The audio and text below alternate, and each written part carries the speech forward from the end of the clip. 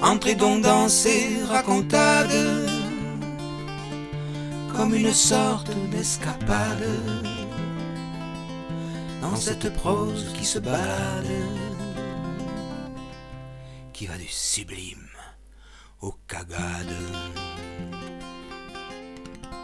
La vie, quoi. Rita. Petite, hargneuse, le poil grisonnant, Rita était une chienne mauvaise.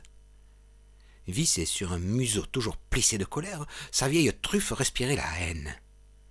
Plantée sous des babines baveuses, ses dents jaunies par l'âge n'avaient qu'une obsession, pénétrer goulûment dans des fesses innocentes. Lorsqu'elle courait vers quelques gibiers humains, de vieux rhumatismes se réveillaient, projetant ses pattes arrière en vrac. C'est vous dire l'élégance de la bête. Son corps, toujours en alerte, bondissait pour un rien, griffant le silence d'aboiements aigus et désespérés. J'avais envie d'avoir pitié, je n'y arrivais pas. Je m'en voulais de lui en vouloir, moi qui traversais la terrasse en évitant d'écraser les fourmis. Oh. Une après-midi d'août, à l'heure où toute la maison avait capitulé face à une attaque de sieste sournoise, cela malgré une résistance héroïque, faut le dire, je décidai de monter chez les voisins d'en haut, les malheureux propriétaires de la bête immonde. Animé d'un courage surprenant, je voulus soudain affronter le monstre. Leur maison se situait au bout d'un petit chemin cerné de hauts murs. J'avançai à pas de loup, pour un ours rien de bien compliqué, dans ce boyau un peu plus infernal à chaque pas. Ça y est, je la vois. Si l'infect animal attaque, aucune chance de repli. Elle est couchée sur la terrasse, à l'ombre d'un vieux guéridon.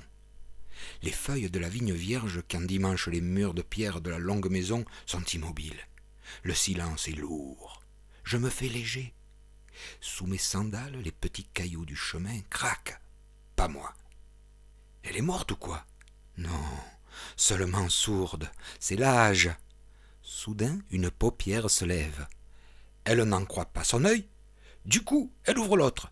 Sidérée, elle est sidérée, pétrifiée, statufiée. Sa truffe s'assèche et je suis fier. Elle ne bouge pas. Je ne suis plus qu'à 1 mètre et toujours pas mordue. Elle me fixe plusieurs secondes, puis se lève lentement, sans me lâcher des yeux.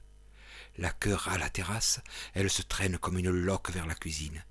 Un rideau de lanière de plastique la mange aussitôt. J'ai honte pour elle. À ce moment précis, je crois bien que je l'ai aimée. Triomphant, je reprends le chemin du retour en courant de bonne heure. Soudain, des aboiements terrifiants. C'est elle, fidèle à sa haine, courageuse par derrière, qui a pris ma course pour une fuite, mon bonheur pour de la trouille. Elle devint forte parce qu'elle me crut faible. Une logique quelquefois en cours chez les humains. Pour toi, chien méchant, qui ne pense qu'à enfoncer tes dents dans mon Bermuda, je n'ai plus de haine, j'ai plus peur de toi, et je dirais même, j'ai pitié de toi.